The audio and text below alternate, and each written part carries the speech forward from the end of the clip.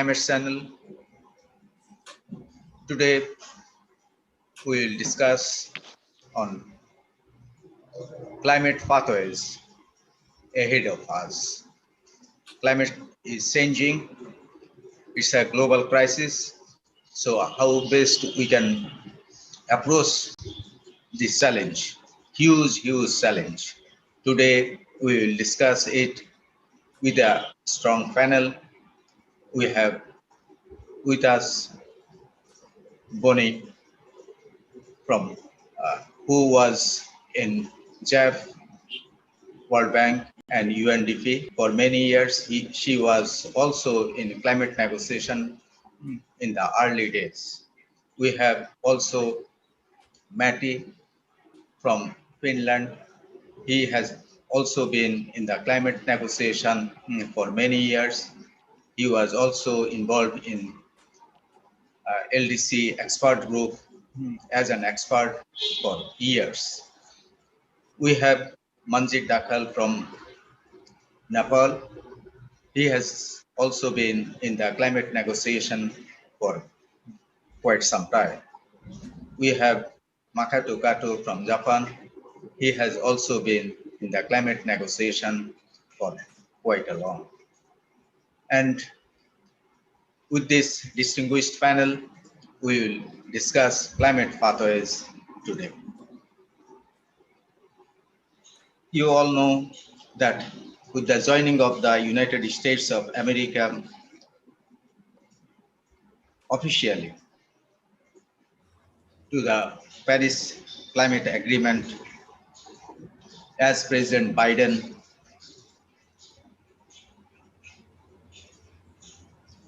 puts environment high on his policy agenda, I think the climate change will also figure very high globally. The 195 countries of the world are struggling to raise climate ambition, especially how best to stabilize the global greenhouse gas emissions in the days ahead. So with this panel, we'll discuss it. I would like to start with Bonizella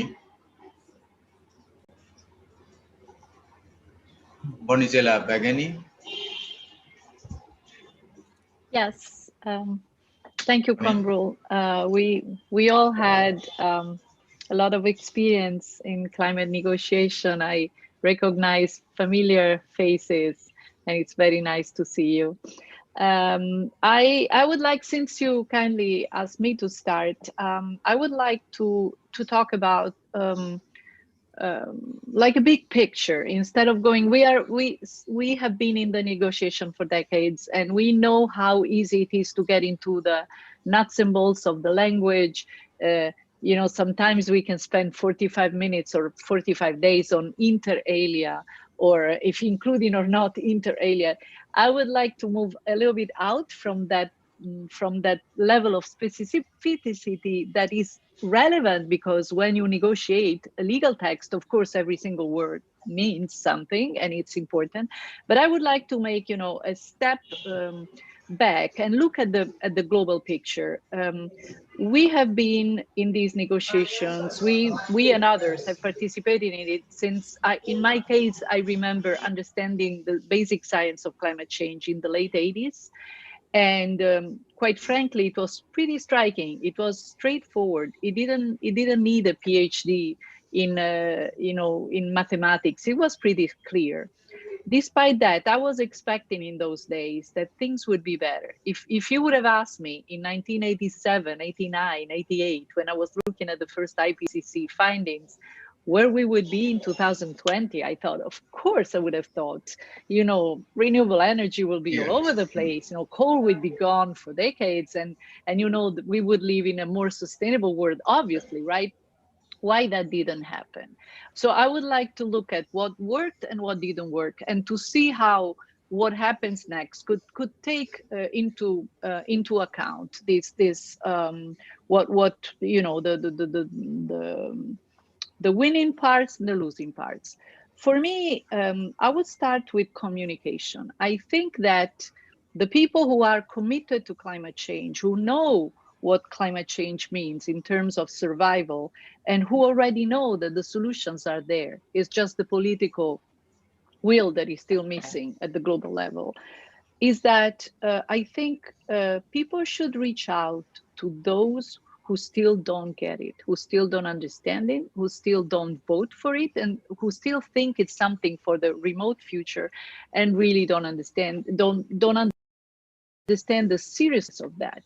I would like to see a world in which all of us committed to climate change at every level, individual level, political level, scientific level, would go and reach out for those who don't. And even respecting the people who, for example, politically have different beliefs, and make them understand that climate change is not a political agenda. Climate change is a survival, health, and development agenda that should be dear to everybody and should be a goal of everybody. Even respecting those who politically think differently on other things. And I think of Biden now. Biden now did a very right thing, not only talked about climate change and clean energy, but call it also environmental justice, understanding the moral and ethical aspect of climate change. And that's all fine. But I remember that Bill Clinton and Al Gore in 1992, I was so excited because Al Gore had written a book on climate change, and that was decades ago.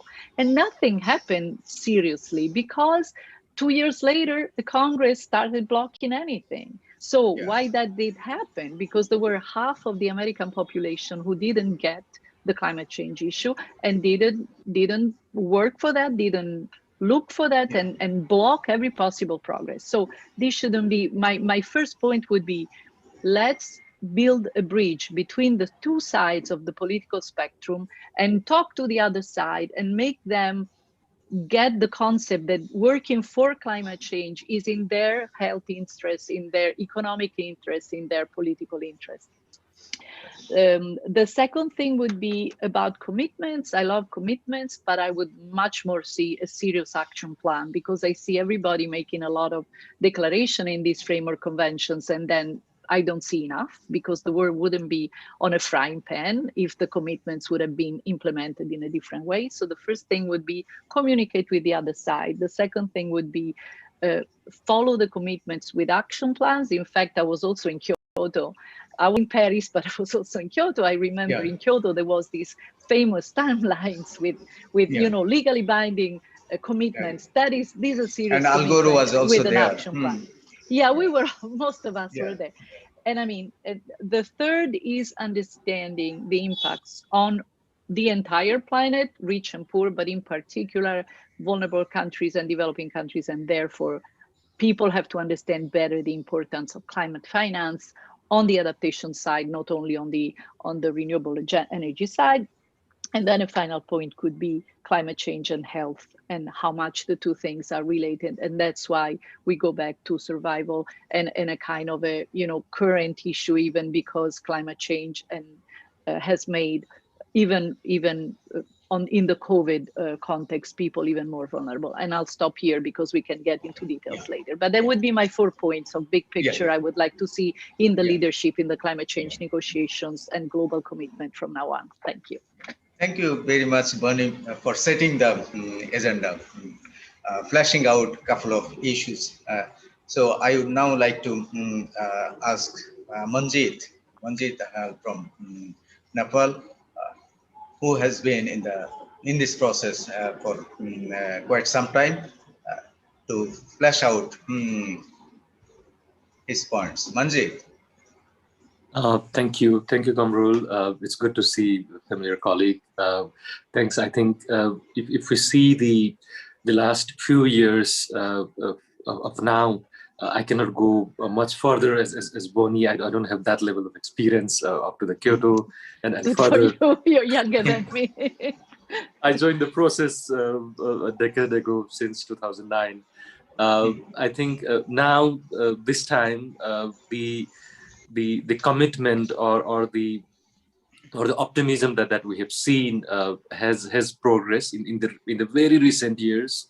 I think at the beginning of 2020, and the way the COVID changed our plan, the priority has obviously changed, because for the government, it's obviously important to address the immediate crisis that they have seen in front. Regardless, climate change is much bigger, it's much tougher, and then it will have a longer impact. But I think at the later part of the year, the way we saw the announcement from key countries, from South Korea, from Japan, from EU, and from China. I think that helped to bring the optimism in the process. I agree with Bonnie that the commitments or only the announcement may not be helpful in the process. Those announcements now has to be realized, and then they have to be implemented.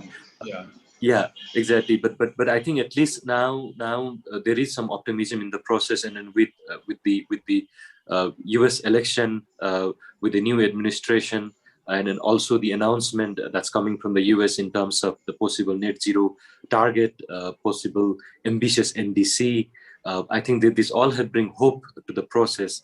But obviously, I think it will be very important that all these are implemented.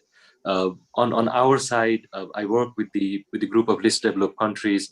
Despite of our vulnerabilities, many of our countries at the initial part of 2020 set a target to submit enhanced NDC. It was not possible for all, but some submitted. My country, Nepal, submitted enhanced and ambitious NDC compared to the one that was submitted in 2016 in December 8, few days before the Climate Ambition Summit. There are a few other countries who came forward with this. So despite of our vulnerability, despite of the lowest level of emission that our countries have, we also want to be a part of the solution. So I think it's also an encouragement. It's also an urge to all the other countries, including the major emitter, to come forward, implement the actions that they have presented, and then support these countries so that we all can go hand in hand to resolve this problem. Thank you. Thanks, Manjeet, for your reflection. I would now like to ask Makoto Kato from Japan. Okay, thank you very much, Quamrul. Very happy to participate in this conversation. Nice to meet you all again sometimes. I would like to raise 3 points as others. First, this year it has been a very challenging years actually, because of political disruption between those who believes in climate change efforts and those who do not believe that exists. But I agree with the optimism is in recovery process, and then we hope we can drive this movement toward our future efforts. One thing I would like to highlight is that we should combine both the concept of real concept of sustainable growth, green growth, with climate carbon neutrality or climate neutrality efforts. As Manjeet mentioned, our country recently declared we're joining for the carbon neutrality in 2050. And I think not only Japan, but we are also trying to work with other countries who are interested and who can join in the sort of like this kind of like a higher ambition things. But for this to be happening, it is very important to ensure that the actual green growth or sustainable growth happens in the field, on the ground. So that is actually something I have been investing my own time and energy working with colleagues in mostly developing country colleagues. The second thing is like innovation. I think I am the youngest one in this in this room. Maybe not, but I started working on COP meeting at COP10 in Buenos Aires, and then even comparison with COP10 and COP26 in Glasgow. Forthcoming one. I think what the innovation has changed a lot. Even though what today we cannot see each other in person, but we can still communicate like this. I think what this is still the challenge is becoming bigger and bigger. However, with the technology innovation or like a social innovation, and I think innovation should be co-innovation, not like a one-way innovation, but the innovation together. I think what this is actually, with this, we can pave the way forward. So I will like to highlight this. And the third thing is like, again, COVID-19 posed a serious challenge to all countries, especially those who are most vulnerable in the world, actually, are mostly affected. So that we have to work together to solve this issue. This is an immediate challenge. However, at the same time, we need to promote green recovery or sustainable recovery. I think this is a big challenge, but this is still great opportunity for us to redesign our conventional style to more sustainable, more green, climate, carbon neutral world. So this is something I would like to put on the table. Thank you very much. Thank you. Thanks for sharing your reflection, especially touching on innovation, which is very important. And also, as Manjeet said, implementation is very important.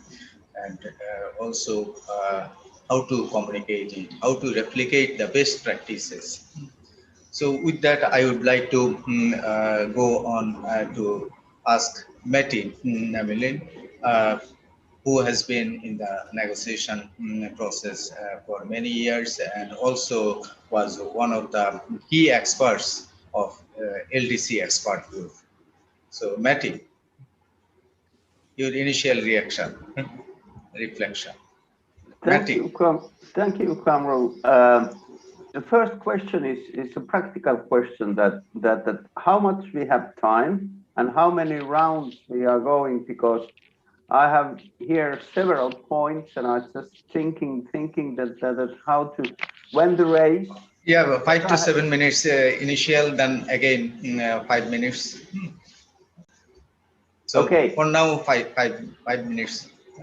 Okay, I start from the big picture, so to say, from the Finnish point of view. So from my country's point of view, the first thing is, of course, that we have declared that the target for the climate, for the carbon neutrality, as well as the European Union, and we would like to be one of the first countries, among one of the first countries. Well, I know that Bhutan and Nepal is almost there, but we are not yet of the European Union. So let's see, it's quite a challenge, but there are some good hopes how we can do that. And one thing is, of course, what now the COVID has shown, that there is going to be the recovery, and it decided that it should be, or it is a green recovery. And it means that all the all the money which is put for the recovery would be mainly used for the new and carbon neutral technology. And there are hopeful developments that I remember. It's not so long ago when the wind power in Finland was just it's a minor thing. It's not coming, and there has been for a long a nuclear power plant which is constructed, and it has been in construction over 10 years, and it's still not yet ready. It should be the most modern nuclear power plant, but it's not yet ready. But the carbon and the wind energy is taking over. It's everywhere, it's almost exceeding now the amount of energy what that not yet ready nuclear power plant will produce. And I really see that there is in the economic world, in the real world, it's not necessarily in the negotiations. We are not talking about wind energy. We are not talking about nuclear energy. We talk about very big issues like carbon neutrality, but the technology, the economy is going there, and that is giving some hope to us. And then I would also like to discuss, but not now, a little bit later, what Bonnie said about that, how we should approach those people who are not yet convinced that it's worth of doing this thing. There are in Finland, in my country, there are quite interesting developments going on, but let's go to that a little bit later. So that's my start. There is a good reason for hope. Thank you. Thank you. Thank you, Matti. So I would again come back to Bonnie. She has always been with a lot of ideas, new ideas. In our negotiation days, we have seen she has come out with newer ideas, with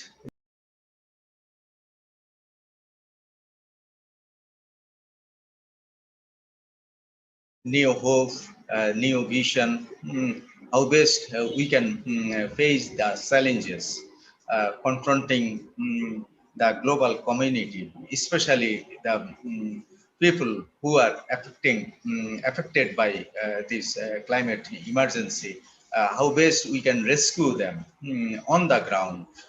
Bonnie, what is your thought?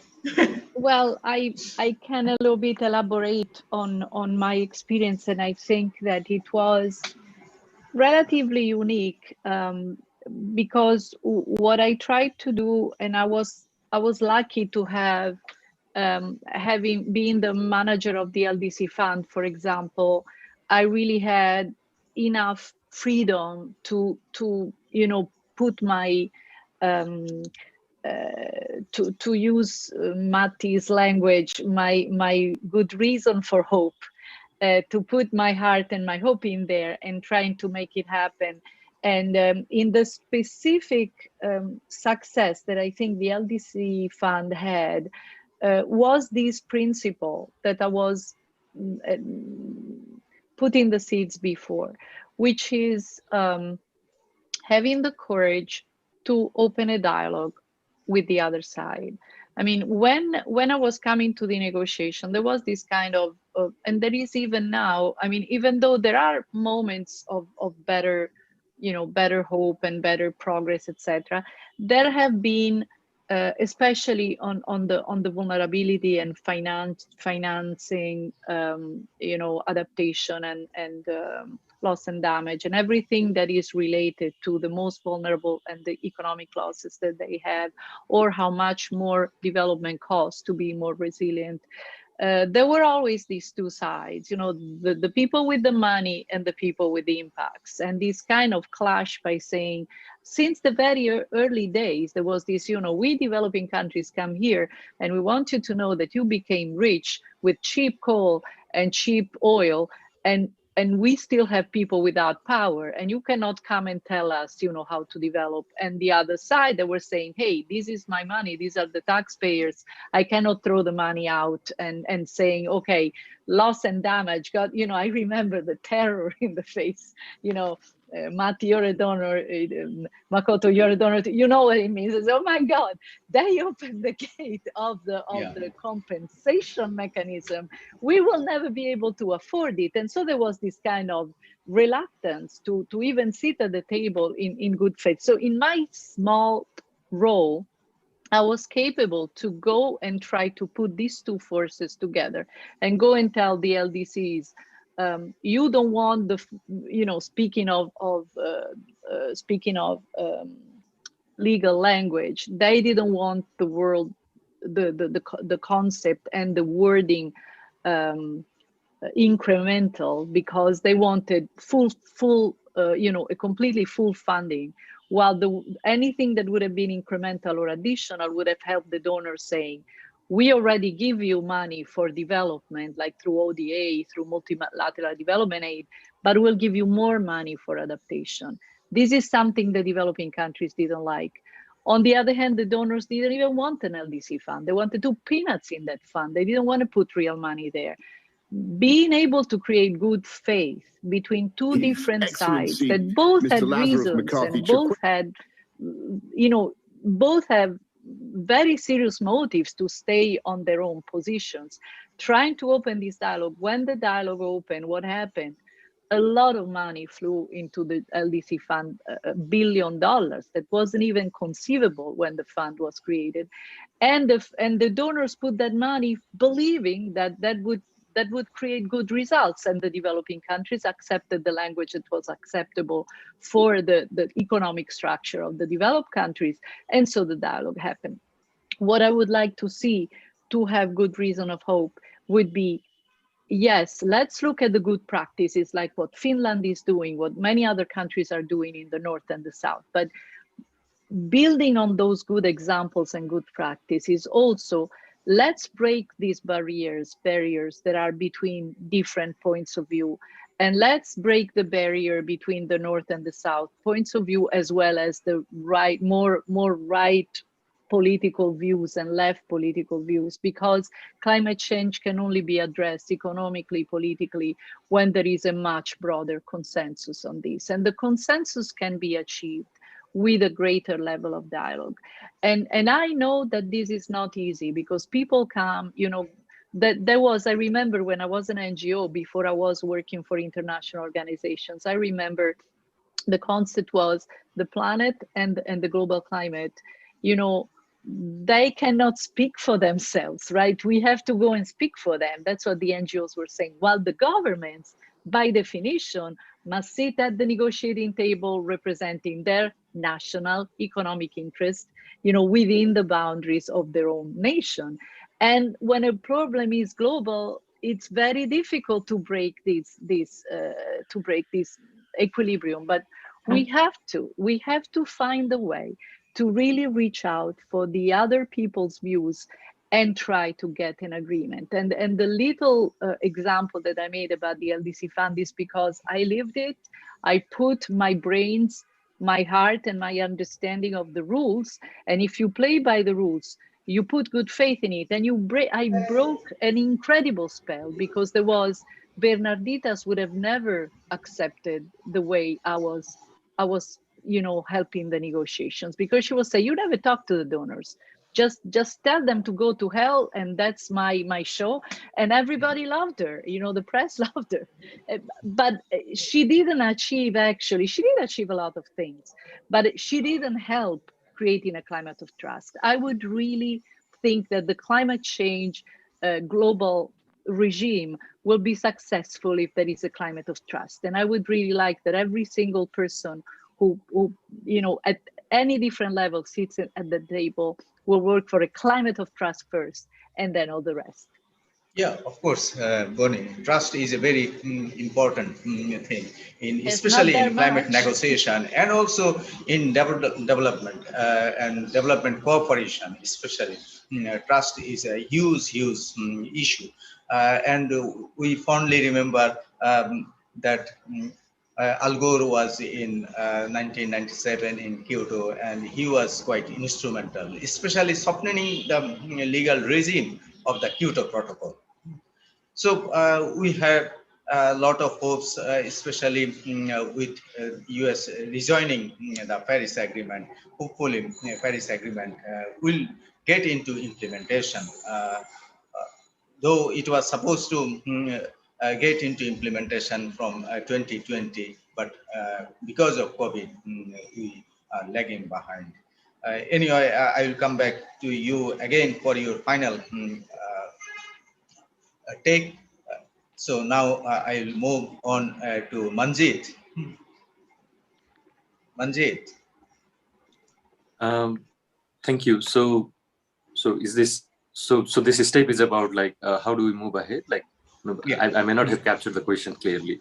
Yeah, how we can move ahead, building trust, and also trying to converge and say stabilize greenhouse gas emissions by agreeing all parties, everybody. So in Paris, what we have agreed basically that everybody is joining. To reduce our carbon, even if the LDCs are the least emitters, but LDCs volunteer to also reduce emissions voluntarily. But if support is there, finance is there, technology is there, then we from the LDCs would also go an extra mile in say cutting back our emissions. So what is the ground zero condition? Are we receiving support? Are we receiving the technological support? That is a huge question. Yeah, sure. No, I think we have many examples of the global negotiation process, the multilateralism in the recent past. But I think one thing that is different in the climate change process is it is backed by science. There is a process in the regular ongoing process where we get a regular feedback from the IPCC in terms of where we are and then how the scenarios are moving ahead. So I think the most important one would be to acknowledge the fact that we receive from this scientific community, and the science has clearly spoken. If the emissions doesn't go down rapidly, then the consequences are much bigger than expected. As we discussed in the earlier part, there has been a hope. There is optimism coming from countries coming up with this plays, coming up with the revised and updated NDCs. But again, as we said at the beginning, this has to be implemented. And if actions doesn't happen, then the consequences will be bigger, because the more we mitigate the impact of climate change, obviously will go down, and then the discourse like loss and damage, the permanent and the residual damage will occur. So I think the most important one first would be to bring down the emissions rapidly. And then, as it was said at the beginning, the technology has advanced much. Now we have an option compared to what it was 20 or 30 years earlier. The technology has advanced in that way. I take classes for the students here in Nepal, and the example that I usually give is, even if our politician wants to build a rail network in our country, which doesn't exist now, we cannot bring those steam engine or those train that are powered by coal that we used to see in the movies in past, because the technology has advanced now. My country, Nepal, our electricity is 100% powered by electricity, and we are still dependent on fossil fuel imported from neighboring countries for transportation and for other purposes. So, but now it has been clear that the more we use our own resources coming from hydropower, the more we move towards diversifying the electricity to renewable wind energy and the solar.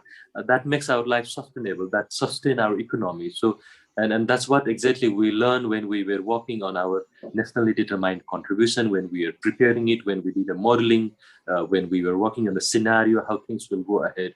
So, so I think much understanding has developed across the world, not only in the developed or one side in a developing country, but the more we move towards utilizing these resources, the more we move towards the renewable energy that makes life sustainable, that makes our economy sustainable.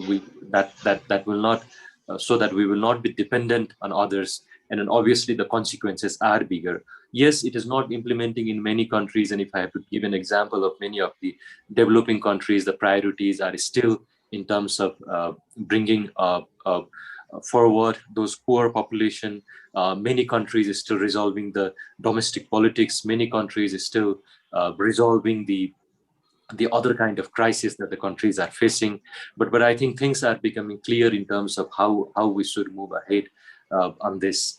And as I said earlier, like for example, around 7 to 8 least developed countries have planned to come up with a net zero emission. My country, Nepal, when we submitted the NDC, have declared that we will achieve a net zero emission by 2050, and we are working on the technical part of this.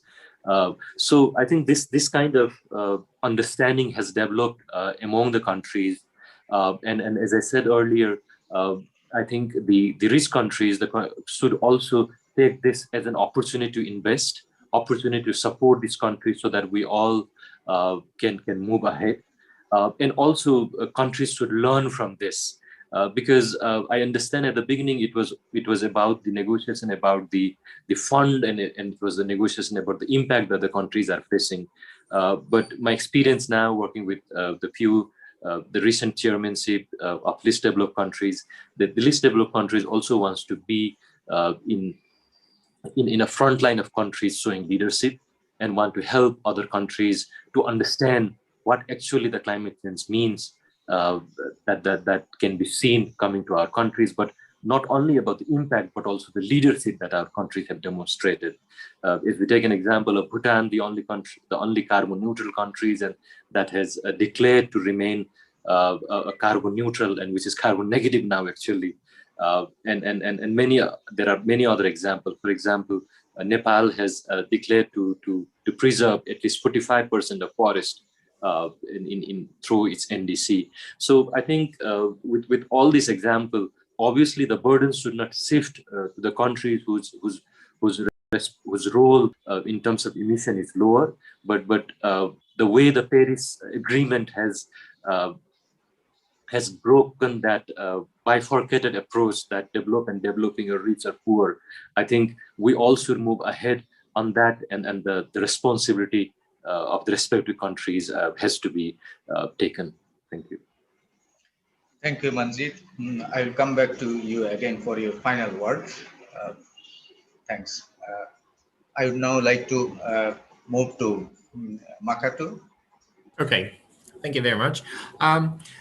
So moving ahead, I think let me just share small experiences in our country.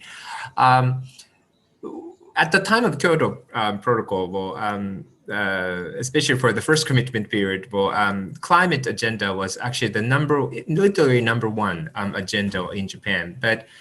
And that we made relatively stronger efforts. And after that, in 2011, we had a huge earthquake for which we had energy crisis.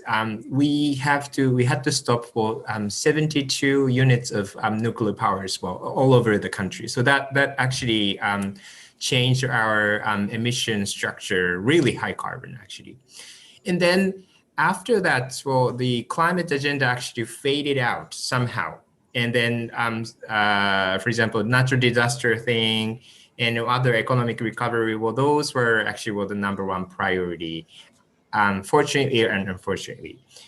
So in other words, that became kind of like an excuse for many Japanese people to say, okay, climate change is important, but economic recovery, and also we are in energy crisis, so that we cannot do much as other countries. Well, this has been excuse for us until recent years.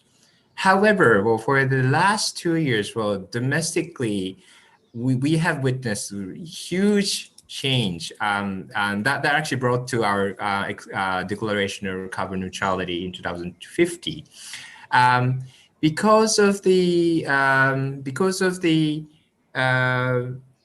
for example, like a ESG investment phase, and also like a TCFD explanation, the guidance, we actually cannot have more excuse to stop our advancement for carbon neutrality, because it is not economically rational, or we are losing our economy if we are not jumping onto the carbon neutrality train. So that actually will change our private sector people really moving forward. Well, and then now they're really busy for finding like renewable energy. Well, in Japan, also like in their supply chains in Asia and in Africa and maybe North America as well, European countries.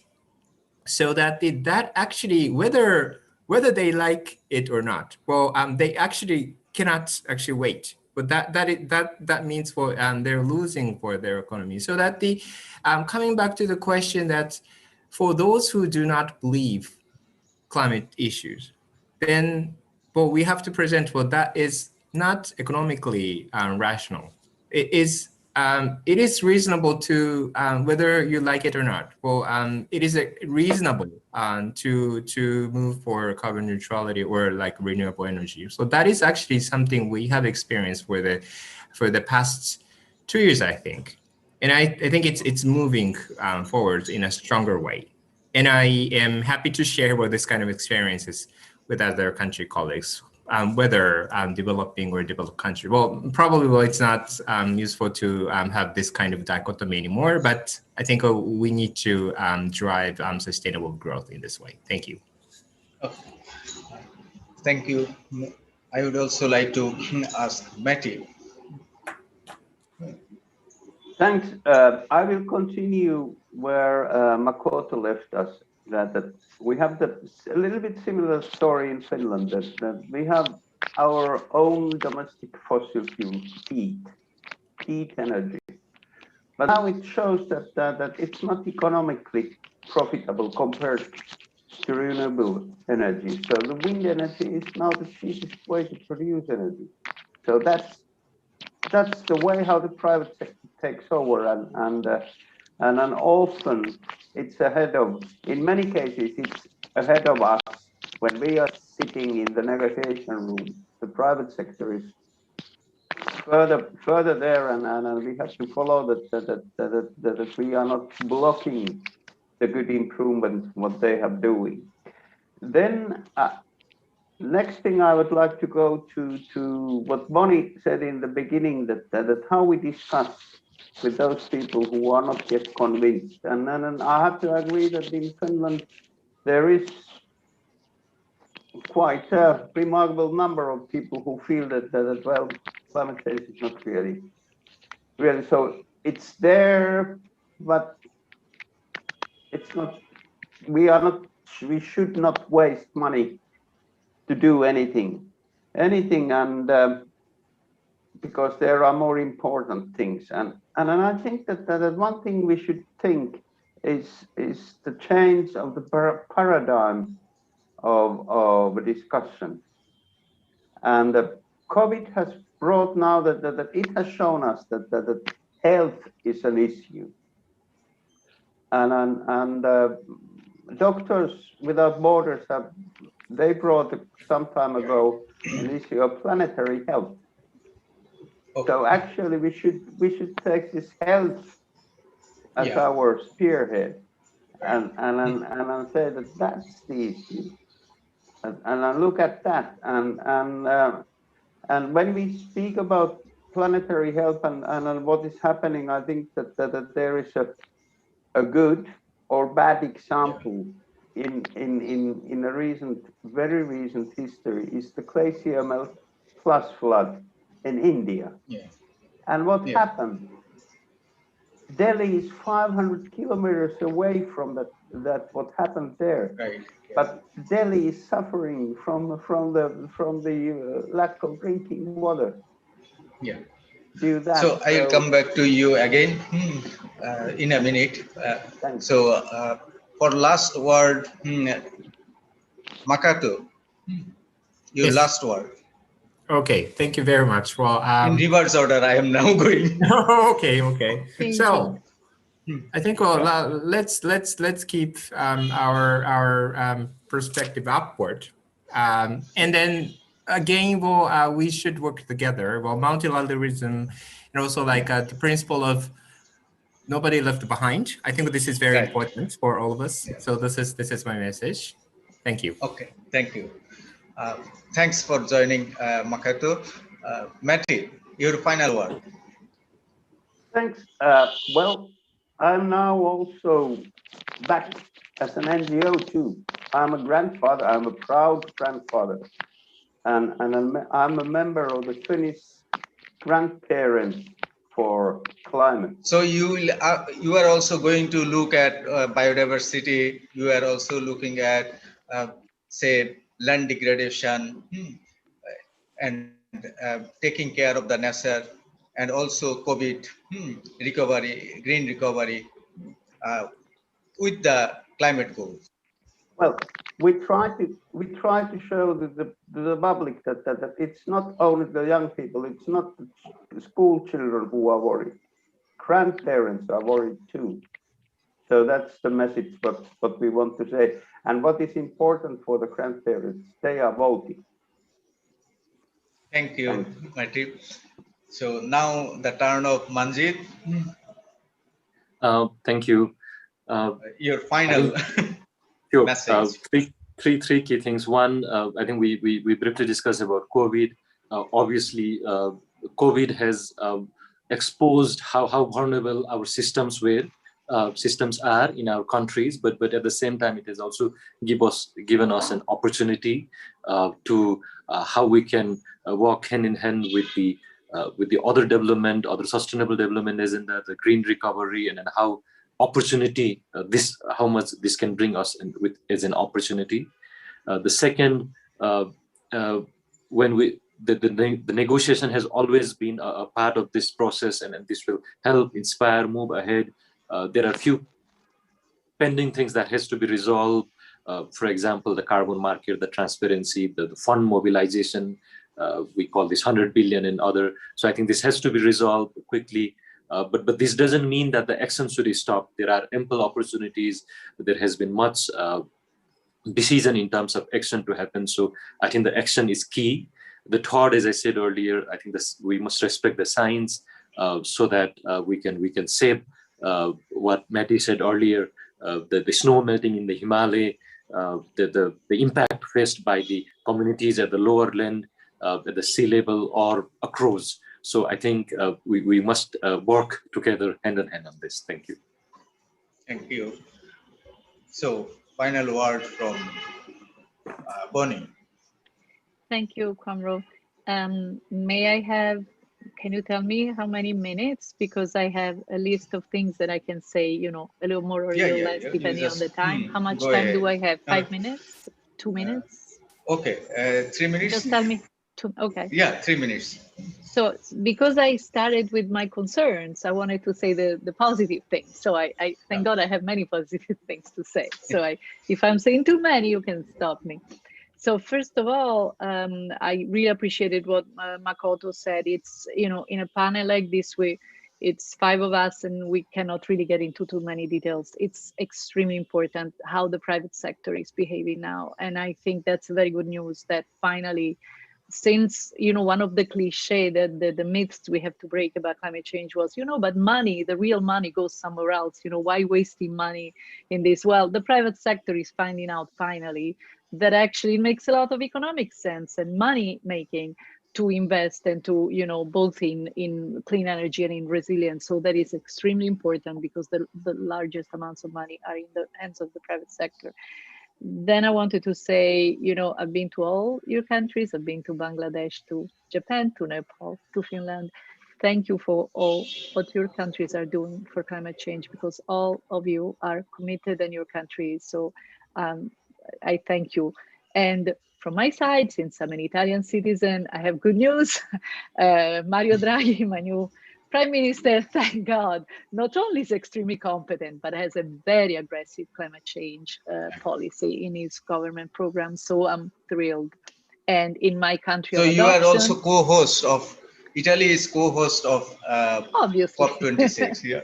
Yes, obviously. UK. We are co-hosting. So there is a lot going on that is positive. So I raised the concerns because, I wanted us to think creatively on how to address these concerns, but also there is hope. There is a lot of good things going on. So in my country of adoption, I know that Biden is in a weak position because the Republicans have been gerrymandering, which is a technicality to say they're trying to move the votes in a way that they re-get the House of Representatives. If they have that, we're fried again, you know. So yeah, Biden has these positive things: 100% clean energy economy by 2050, clean energy investment and innovation and standards that, you know, were thrown out by Trump are now back. All the energy standards, the car standards are back, and in a much more aggressive way than Obama. So is really the plan is excellent. He's putting resilience in infrastructure.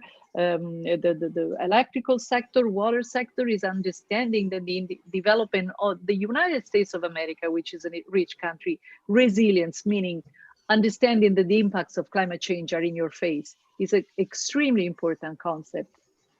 That he entitled the plan Injustice, the environmental justice, and raises the issue about injustice for the poor US community, which is, you know, the precursor of the poor communities around the world.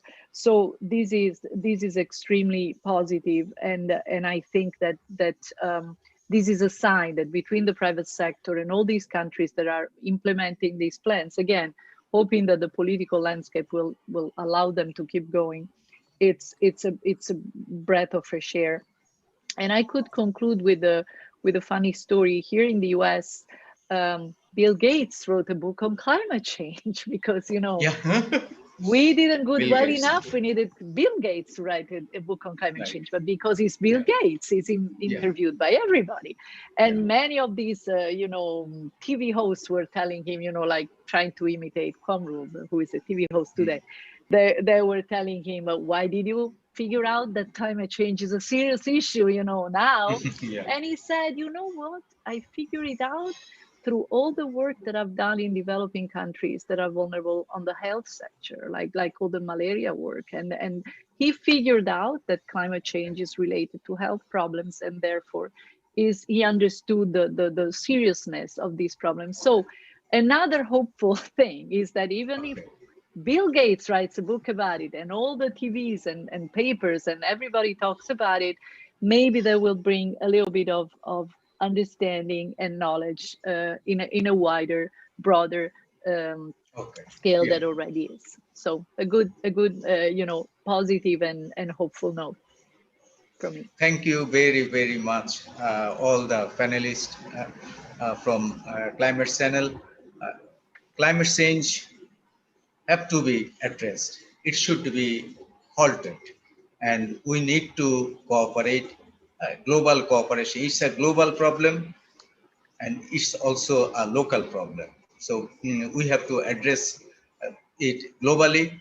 All our leaders should address it urgently, immediately, to approach to net zero carbon. And also locally, we have to take concrete adaptation actions and also mitigation actions. So with that, I would like to conclude this conversation for today. Welcome you all to our next episode.